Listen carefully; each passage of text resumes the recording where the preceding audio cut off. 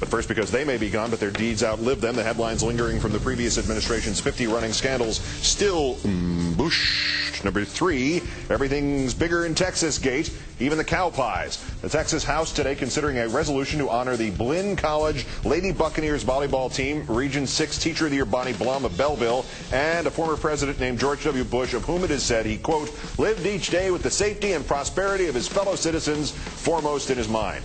In fact, the Bush presidency was the weakest period for the U.S. economy in decades. Job growth worst in 70 years. Income growth worst in 40 years, not counting the other Bush.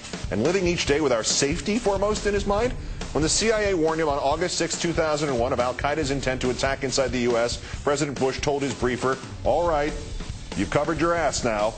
And oh, by the way, he was in Texas when that happened. Our congratulations to Bonnie Blum and the Lady Buccaneers. Number 2, we fight them there, so blah, blah, blah, blah, blah, gate. In Mr. Bush's rainbow of rationales for having invaded Iraq was this, that fighting them there meant we would not have to fight them here. But at a Senate committee hearing yesterday, U.S. law enforcement officials revealed that they have been here for years, recruiting Americans to join a radical Islamic group tied to al-Qaeda in Somalia. The number who have already left already in double digits, and one, a 27-year-old Minneapolis college student, carried out a suicide bombing in Somalia last October. And now law enforcement officials testify the U.S. is worried that eventually they will be indoctrinated and trained to fight us here. Number 1, spreading Freedom Gate. This, of course, another shade in the rationale rainbow. And today, 2 examples of American freedom on the march. The Iraqi shoe thrower will spend 3 years in prison.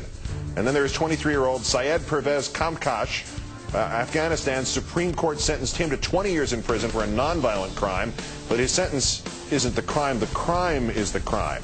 He committed blasphemy. Kambash's offense, he allegedly circulated an article on women's rights.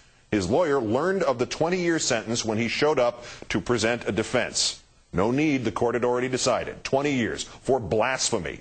Crime and punishment in a justice system you bought and paid for with American blood and treasure.